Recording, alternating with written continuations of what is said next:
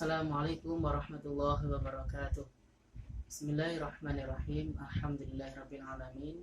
Di sini bersama Pak Catur, kalian akan belajar tentang materi fikih, yakni membahas tentang mandi wajib. Yang khususnya ini nanti kita akan membahas lebih khusus tentang tata cara mandi wajib khusus bagi anak perempuan yang haid atau yang terkena hadas besar. Anak-anak, siapkan terlebih dahulu untuk buku cetak dan lain sebagainya atau alat perangkat belajar kalian, supaya nanti kalian semuanya bisa mengikuti pembelajaran ini dengan baik. Mari kita awali dengan doa. Mari kita berdoa bersama-sama membaca basmalah. Bismillahirrahmanirrahim. Islam adalah agama yang sangat memperhatikan tentang kesucian, kebersihan. Oleh karena itu, di dalam kitab fikih, bab yang pertama kali dibahas adalah bab thaharah atau bersuci. Anak-anak, perlu kalian ketahui bahwasanya orang yang berhadas kecil ataupun besar, itu dia wajib untuk mensucikannya. Supaya apa? Supaya orang tersebut bisa melaksanakan sholat dan sholatnya bisa diterima oleh Allah Subhanahu wa Ta'ala. Karena orang yang sholat, orang yang melakukan ibadah, akan tetapi dia masih berhadas, baik berhadas kecil maupun besar. Hari ini Pak Catur akan membahas tentang mandi wajib. Saya kenalkan tentang mandi wajib terlebih dahulu. Apa pengertian mandi? Apa pengertian hadas? Dan apa penyebab kalian atau yang diwajibkan orang tersebut mandi wajib? Yang pertama, kita masuk ke pengertian. Mandi wajib adalah mengalirkan air ke seluruh anggota tubuh dengan niat menghilangkan hadas besar. Lalu apa ya hadas itu? Kalian tahu nggak hadas itu apa? Oke. Hadas adalah keadaan tidak suci yang pada diri seorang muslim yang menyebabkan ia tidak diperbolehkan untuk melakukan sholat, puasa, membaca Al-Quran, tawaf, dan lain sebagainya. Hadas itu dibagi menjadi dua. Ada hadas kecil dan hadas besar. Yang pertama hadas kecil dulu. Apa hadas kecil itu? Hadas kecil adalah hadas yang dapat disucikan dengan cara berwudu atau tayamum. Ini kalau tayamum kalau memang benar-benar tidak ada air, atau dalam keadaan yang sangat darurat sekali, misalnya sakit. Hadas besar adalah hadas yang harus disucikan dengan cara mandi. Yang dimaksud di sini adalah mandi wajib. Nah, nanti kita akan belajar tentang apa itu mandi wajib, apa penyebabnya, nanti ada di sini. Oke, yang pertama kita masuk untuk sebab yang kedua, yakni tentang haid. Ini memang pembelajaran ini khusus ya bagi anak perempuan. Akan tetapi anak laki-laki juga wajib mengetahuinya, karena suatu saat kalau ia dewasa, ia juga akan mempunyai seorang istri yang mana dia wajib membimbing istri tersebut. Seperti itu.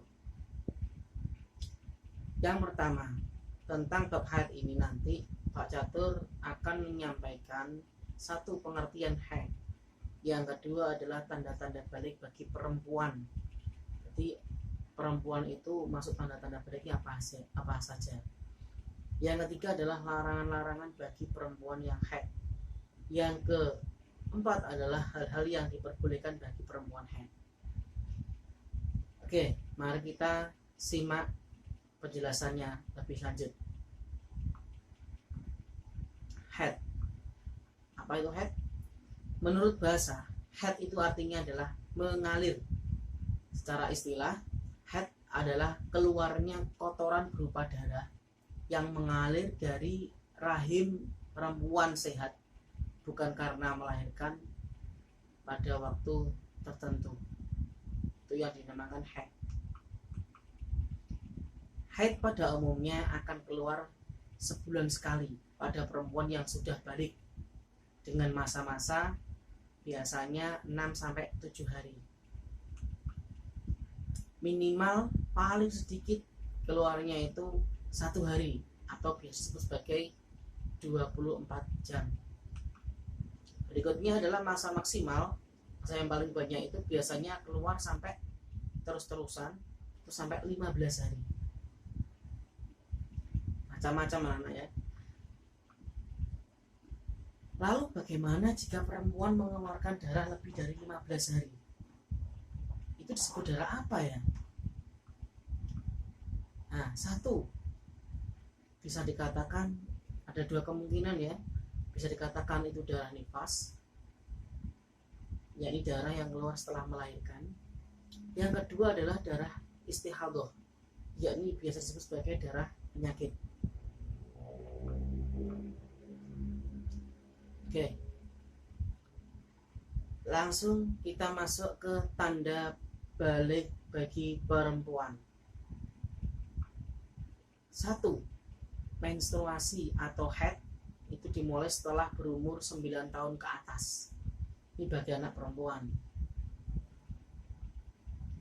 Ihtilam, keluar air mani. Ihtilam. Haid atau yang disebut sebagai menstruasi tadi sudah sebutkan di poin yang pertama. Yang keempat adalah sempurnanya umur 15 tahun bagi anak laki-laki ataupun perempuan. Ada juga pada masanya, pada saat ini kebanyakan anak-anak di atas umur 9 tahun itu sudah banyak yang haid atau menstruasi. Akan tetapi juga ada anak yang umurnya 5-15 tahun juga belum menstruasi. Kalau belum menstruasi berarti anak itu dikatakan sudah balik. Lanjut. Larangan bagi perempuan haid. Apa saja toh larangan-larangan bagi perempuan haid itu? Nih. Yang pertama, dilarang mengerjakan sholat, baik sholat fardu maupun sholat sunnah. Yang kedua adalah dilarang mengerjakan puasa, baik puasa wajib maupun puasa sunnah. Ketiga, dilarang mengerjakan tawaf ketika haji ataupun umroh. Yang keempat, dilarang menyentuh atau membaca Al-Quran. Yang kelima, dilarang iktikaf, berdiam diri di dalam masjid.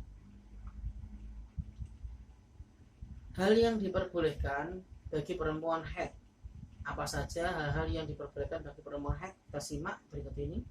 1, yang pertama adalah berzikir kepada Allah. Boleh bagi perempuan haid dia itu berzikir kepada Allah. Di waktu senggangnya berzikir itu mengingat Allah. Banyak cara. Bisa berzikir, melafalkan lafal-lafal kalimah thayyibah ataupun yang lainnya.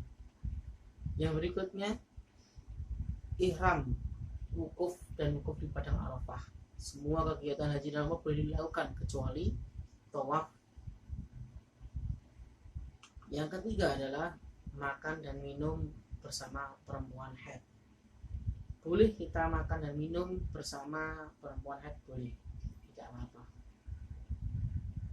Oke anak, saya kira penjelasan tentang pengertian mandi wajib, kemudian tentang haid, baik mulai dari pengertian, tanda-tanda haid, masa-masa haid, kemudian larangan bagi wanita yang haid, hal-hal yang diperbolehkan bagi wanita yang haid.